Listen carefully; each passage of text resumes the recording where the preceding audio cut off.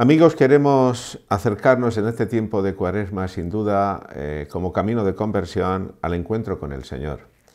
Sin duda que si somos sinceros, nos vamos a dar cuenta de nuestros errores, de nuestras equivocaciones, también de nuestra fragilidad y de nuestras necesidades. Sin duda que la Iglesia, y lo hemos escuchado muchas veces, al inicio de la Cuaresma nos ha dicho la necesidad e importancia de la oración, de la limosna y el ayuno. En este programa de Si Quieres Saber, yo quisiera abordar de un modo muy sencillo, pero voy a fijarme exclusivamente en el tema de la oración. A veces damos por supuesto de que sabemos qué es la oración, qué es orar y que hacemos oración. Confundimos a veces la oración con otro tipo de actividades o de ejercicios de piedad. En otros programas, sin duda, mi intención es abordar el tema del ayuno y el tema de la limosna. Muy bien, que nos pueda servir no solamente para la Cuaresma, sino para toda la vida. Orar. Orar, en principio, es entablar una relación personal con Dios. Orar es como cuando uno quiere estar cercana de una persona. Es decir, no es lo mismo oír que escuchar. Es decir, cuando uno quiere escuchar, se deja lo que está haciendo y le mira a los ojos a la persona que le está hablando y pone los 5 sentidos. Eso sería escuchar. Mirándole a la cara, escuchando sus palabras, sintonizando con la persona a la que tú estás verdaderamente escuchando y que quieres tener una relación. Orar sería detenerte. ¿Quién soy? ¿Con quién quiero hablar? ¿Quién es el que me llama? ¿Quién es aquel que me interpela? Nada más y nada menos que Dios, mi Creador, con Dios, mi Padre, con Dios que me ha revelado su amor en su Hijo Jesucristo. Lo dejo todo. Luego orar es entablar en primer lugar una conversación de amor, pero deteniéndome, sabiendo con quién estoy y a quién me dirijo. Todo lo que no sea ese silencio, todo lo que no sea o pase por esa experiencia de profundidad, de sinceridad, de intimidad, yo le llamaría otra cosa, pero oración quizá no. La oración no es simplemente un hablar con Dios de mis problemas personales. La oración no es decirle a Dios lo que quiero que me diga. La oración es ponerme en las manos de mi Padre, decirle, por supuesto, lo que me pasa, lo que siento, mis debilidades, pero Señor, tú lo sabes todo, Señor, dime qué quieres de mí. Habla, Señor, que tu siervo escucha. O como decía aquel labriego en tiempos del santo cura de Ars, que antes de irse a trabajar en la mañana temprano, todavía de noche, dejaba su capacito y su legona para trabajar la tierra y entraba a la iglesia en la penumbra y mirando al sagrario se quedaba en éxtasis, podríamos decir, en intimidad y silenciosa. Y es cuando el santo cura le pregunta, señor fulano, como se llamara aquel hombre, ¿qué hace usted que no mueve los labios? ¿Qué hace usted que no reza en voz alta? Señor cura, yo le miro y él me mira. Bueno, por ahí empezaríamos a entender un poquito lo que es la oración. La oración tampoco es, diríamos, una relación de hablar de un modo horizontal con las personas que tengo a mi lado. Insistiría, por ello, que si es una búsqueda de Dios, la oración tiene una base, y la base es la fe. La fe es esencial.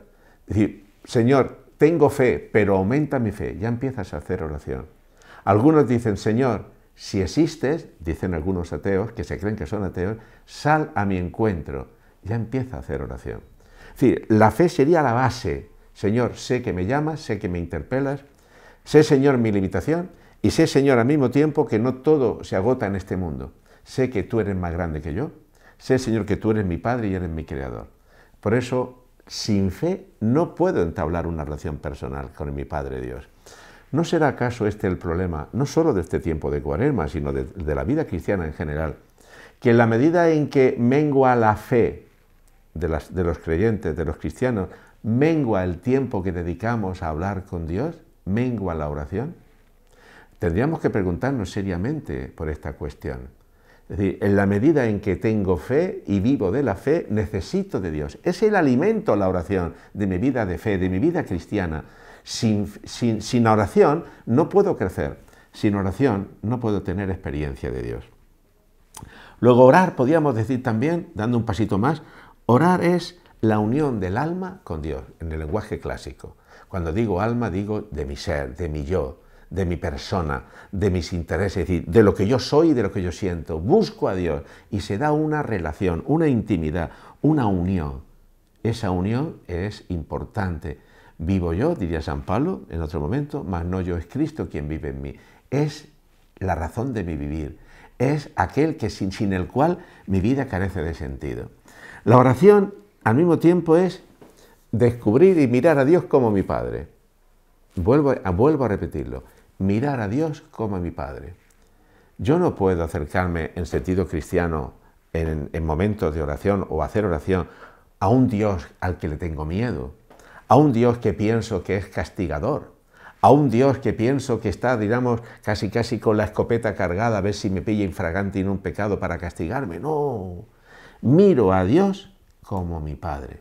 Y como es mi Padre, acordémonos de la parábola del hijo pródigo, mi Padre salía todos los días a buscar y a esperar a ver si venía su hijo.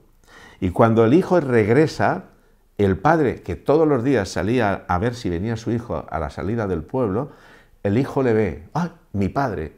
¿Y cómo sabe mi padre que yo hoy regreso a casa? No, es que tu padre todos los días iba a la salida del pueblo porque tu padre no vivía. Tu padre estaba preocupado. ¿Qué será de mi hijo? ¿Habrá comido mi hijo? ¿Dónde habrá dormido mi hijo? ¿Mi hijo estará enfermo? El hijo no ama y solo vuelve a casa porque tiene hambre y por interés. Pero el padre que ama está esperando a su hijo. Mirad, si no entramos en esta dinámica de la unión, de mirar a Dios como Él nos mira, de un Dios que me ama y yo le respondo de mi amor, no entiendo la oración. La oración no es hablar. La oración es una relación amorosa de dos amantes, de mi Padre y yo, de mi Jesús y yo, de Dios que me busca y me interpela. La oración, pues, si esto es así, se convierte en una relación personal, es decir, de corazón a corazón, de mente a mente, donde yo le abro a mi Padre Dios, a Jesús, le abro mi ser, le cuento mis cosas, abro mi corazón en canal y no tengo miedo de decir la verdad, de expresarme como soy. Relación personal. ¿No es esa la relación de los amantes? Bueno, pues Dios es el amante que busca al amado. Fijémonos en el Cantar de los Cantares, el lenguaje que usa la Sagrada Escritura. Dios es el amante, el amado, el esposo que busca a la amada, por collados, por barrancos y en medio del frío, de la nieve y de la lluvia. La esposa, la amada, tú y yo, nos dejamos encontrar por el amado, nos dejamos encontrar por Dios. Por eso la relación personal es esencial. Insisto, si mengua la fe, si baja la fe, es lógico que no tengamos ganas de orar. ¿Orar a quién? ¿Por qué? ¿Para qué? Si no tengo experiencia de Él. No es lo mismo piedad, dando un pasito más incluso, piedad que oración. Unas prácticas de piedad serían medios para que me lleven a la auténtica oración. Es decir, si yo hago un Vía Crucis, puedo hacerlo materialmente, es decir, rezando palabras o leyendo textos. Si yo rezo vocalmente el rosario, puede ser que me quede con la materialidad de las frases que digo en el rosario. Para que vaya más allá de la práctica de piedad y se convierta realmente en una ayuda para la oración, se tiene que convertir, me tiene que llevar a una experiencia profunda. Que lo que digo de palabra, Padre nuestro, por ejemplo, que estás en el cielo, lo que digo de palabra, lo pienso, lo siento y lo hago mío. Si yo pienso en María, Dios te salve María, Madre de Dios, llena eres de gracia, mi madre, la Madre de Dios, Dios te salve María, porque eres la llena de gracia. No es lo mismo decir palabras, que sentir, digamos, regustar interiormente, saborear, como que Dios es mi Padre realmente y que María es mi Madre, con todas las consecuencias. Claro, entonces la práctica de piedad que hemos aprendido desde niños se convierte para nosotros en un instrumento de santidad, de santificación, en definitiva de oración.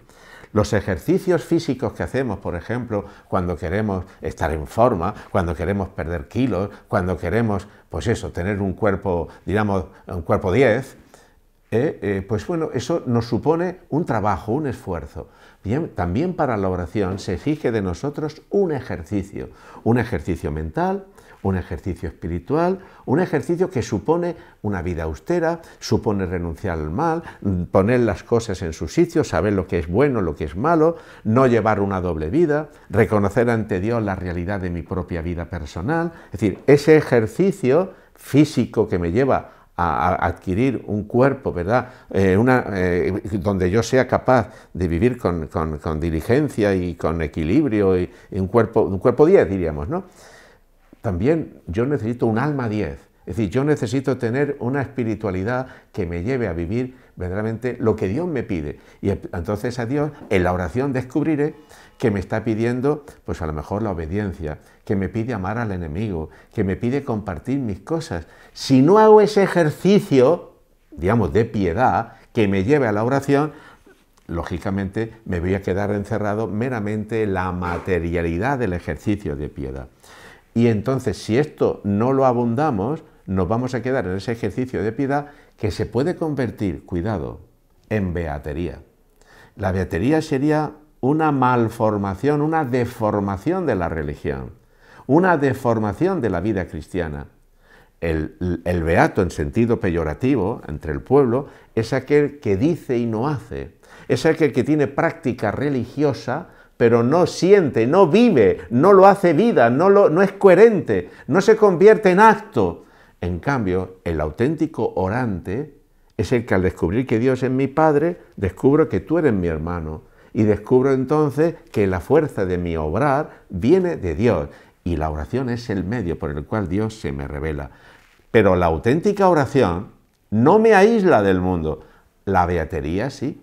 La beatería me aísla de la realidad, es decir, yo puedo ser religioso, es decir, practicante en el sentido ritual, beato, porque rezo, porque hago ciertas cosas, pero puedo llevar una doble vida, puedo ser, con perdón, un cierto sinvergüenza, puedo rezar, pero luego hacer lo que a mí me viene en gana. No, la auténtica oración no me aísla, sino que me compromete.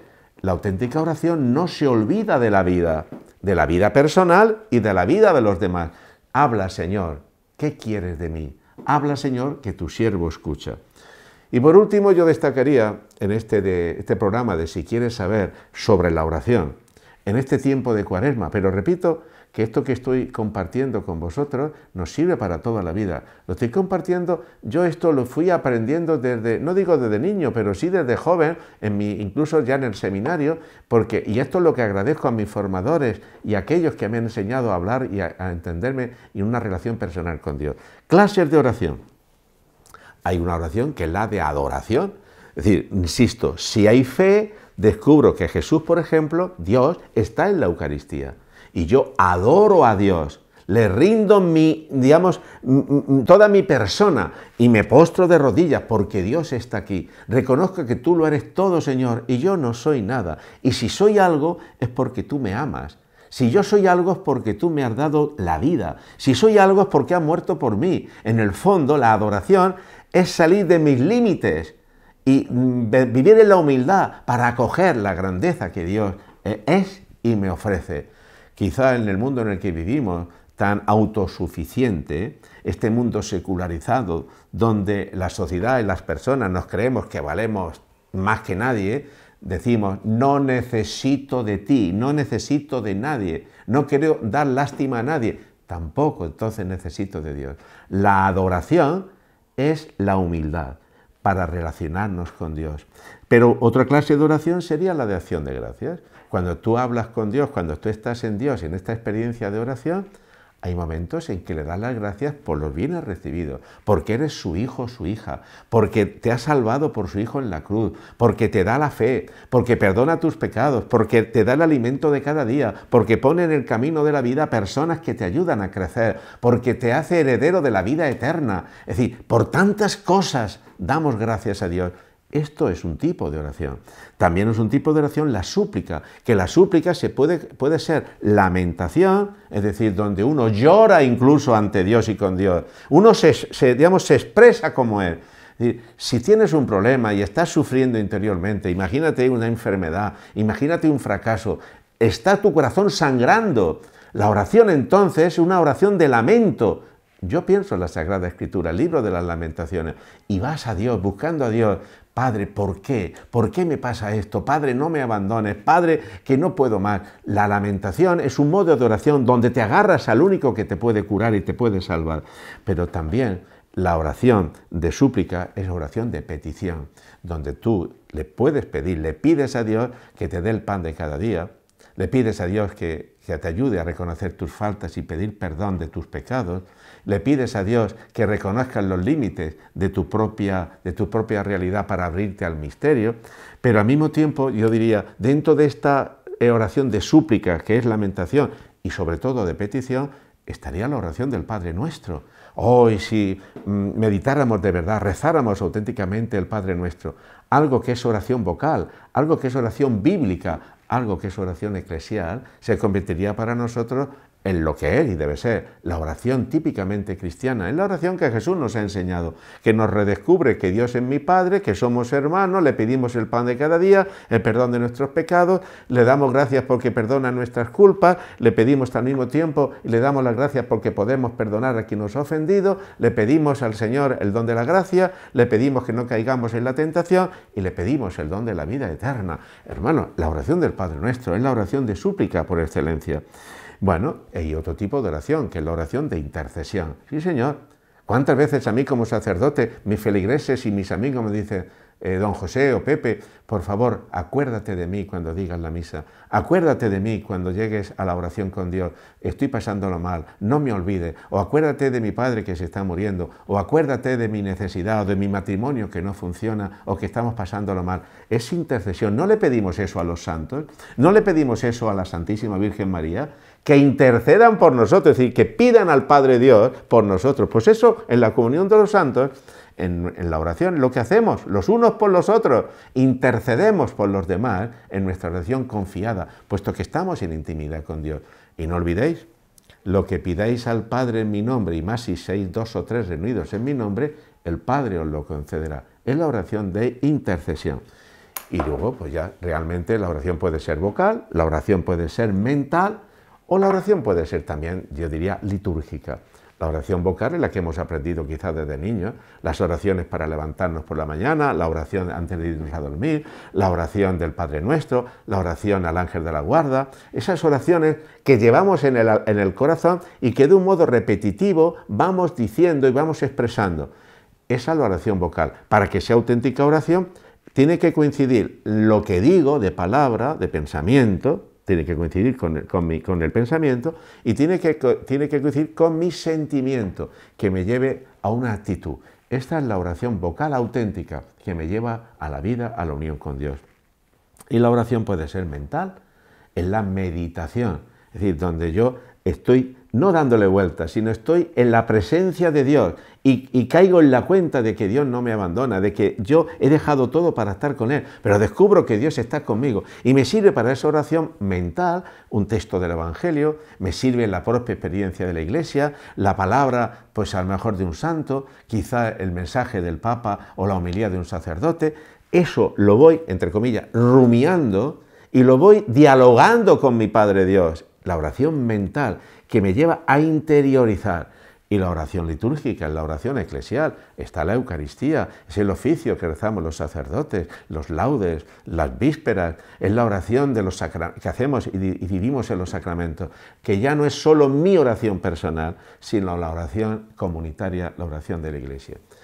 Podía estar aquí profundizando y hablando mucho más de la oración, esto es inagotable, pero baste lo que acabo de compartiros, que al comienzo, como quien dice, del tiempo de Cuaresma, nos pueda servir, si hacemos oración, para profundizarla y hacerla mejor. Si no la hacemos, nos hemos olvidado, para que volvamos a ella y caigamos en la cuenta unos y otros, que sin oración no hay vida de santidad, no hay santificación, sin oración no hay crecimiento.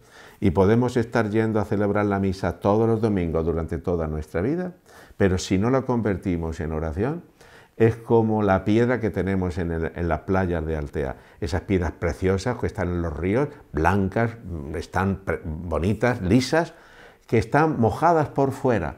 Pero si tú rompes la piedra por la mitad, te das cuenta que el corazón, el interior de la piedra, está seco. Pensémoslo, si nuestra oración es auténtica, el corazón está caliente, el corazón está siempre en Dios. De lo contrario, estará superficialmente o será religioso, pero interiormente quizá no esté donde debe estar, que es en el corazón de Dios. Amigos, si quieres saber la oración, ánimo y hasta la próxima semana.